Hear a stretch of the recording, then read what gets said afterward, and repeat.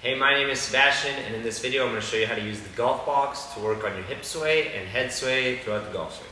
So the first thing we've got is we've got an alignment stick right in the middle of the box, right through where it says stance width on it, and this provides leverage so that it doesn't fall down when we insert the other sticks. I've got one alignment stick over here, it's marked hip sway. I'm going to go for the fourth hole from the center, so 1, 2, 3, fourth hole. I'm going to poke through there.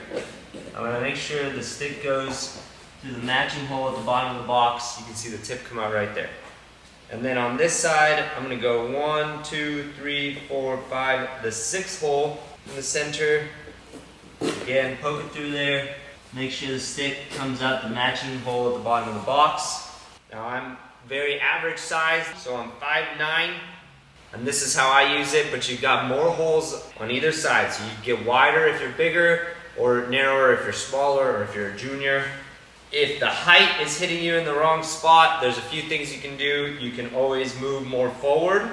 This is also a nice way to use it to work on your knee motion. So if your knees are sliding too much, you could move backwards, so now it's higher up your hips, or you could also put it behind you if the whole box bothers you, like that, and now the box is out of the way and the sticks are a little higher. Okay, so how exactly should you figure out which holes to put it in based on how wide your hips are or how big you are? Okay, so what I like to do is I set up to it and get my normal stance width with the club I've got. And then what we want is this trail side stick to be just outside of my hip. So you can see I get a little bit of room there. And then the lead hip is about one fist out in front of my lead foot or my lead leg. If this seems a little too narrow and you're hitting it too much, or you want more room to slide, you can always move it more forward. Again, now I've got a little bit more room in there to sway into it. If you need it to be somewhere around a half size, you can always stick a foam noodle on top of the alignment stick. That hits somewhere halfway between the holes, and it also helps provide a little more feedback, a little more feel than just the alignment stick.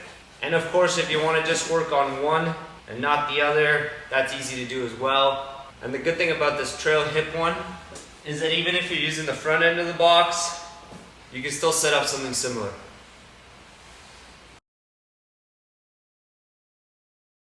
And what we know from good players is that their basic pattern is that they move just a little bit off the ball towards this stick, and then they turn, and they would create a little bit of space right there at the top of their swing.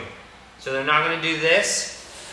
They're going to bump a little this way, and then turn and create space right there. Then they're going to move towards the front stick in their downswing, and then stop there. So they're not going to just keep sliding into it.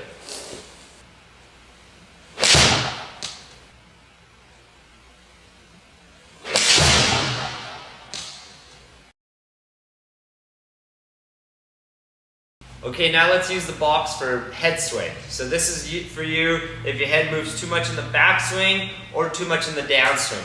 On this one, we've got the box on the outside of the ball. So the ball is between us and the box. I'm going to put an alignment stick on the back end of it, again for leverage.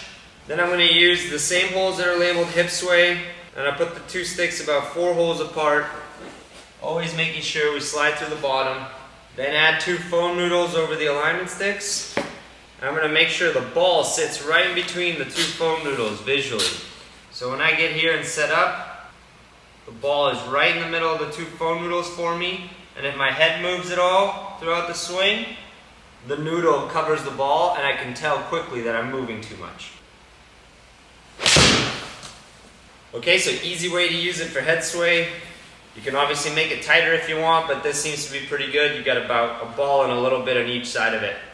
Perfect, that's how you use the box for hip sway and head sway. Let me know if you got any questions. Thanks for watching. Oh yeah, I almost forgot. One of my favorite ways to practice your backswing pivot is at home with dry drills. So I actually set up with both alignment sticks just outside of my legs, and I practice making turns where I don't touch either of them. Great dry drill you can do at home. Never have to hit a ball. Very simple.